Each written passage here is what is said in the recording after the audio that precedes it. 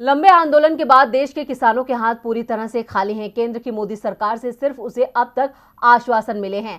MSP कानून को लेकर सरकार ने अब तक कोई सकारात्मक कदम नहीं उठाया है और इस बीच अब देश में खाद की बढ़ती कीमतों ने किसानों की हालत खस्ता कर दी है। तो वहीं देश में यूरिया खाद की कमी का भी संकट गहरा गया है। देखते हैं ये रिपोर्ट।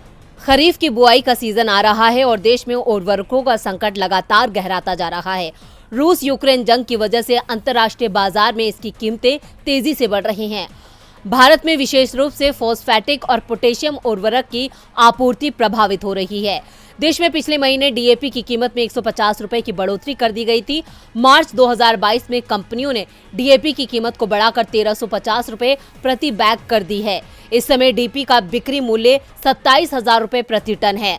सरकार हर साल अप्रैल से एनबीएस योजना के तहत उर्वरकों पर सब्सिडी की दरें अधिसूचित करती है, लेकिन अभी तक नई दरों की जानकारी नहीं दी गई है। हरिद्वार जिले में खाद की किल्लत सबसे ज्यादा है। यहाँ किसानों को यूरिया तो मिल रहा है, लेकिन डीएपी की कमी है। डीएपी के 50 किलो के कट्टे पर 150 रुपए तक की बढ़ोतरी की गई है। पथरी किसान सहकारी समिति के सचिव चरण सिंह ने बताया कि 1200 रुपए में मिलने वाला डीएपी का कट्टा अब 1350 रुपए में मिल रहा है। कानपुर बुंदेलखंड क्षेत्र के 16 जिलों में यूरिया के दाम नहीं बढ़े हैं। डीएपी, एनपीके और जिंक प्रति बोरी 150 रुपए महंगी हो गई है। सल्फर की खाद 50 रुपए प्रति किलो महंगी हुई है। सिर्फ हरदोई में एक साल से पोटाश और जिप्सम की किल्लत है।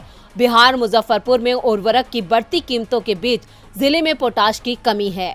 यूपी के बरेली में डीएपी पर 15 दिन पहले ही 150 रुपए कट्टे पर वृद्धि की गई है। पहले 1200 रुपए का कट्टा मिलता था, अब 1350 रुपए का हो गया है।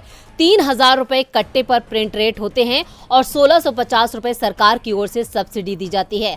देश के कई राज्यों में यही हाल है। यूपी के भी कई जिलों में किसानों को यूरिया बढ़ी हुई कीमत पर मिल रहा है, लेकिन डीएपी नहीं मिल रहा।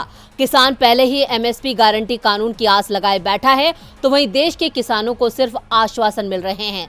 तो वहीं बड़े किसान और उनके नेता सरकार से फिर दो हाथ करने का मन बना चुके हैं, लेकिन इन सब के बीच किसानों की स्थिति और दयनीय होती जा रही है।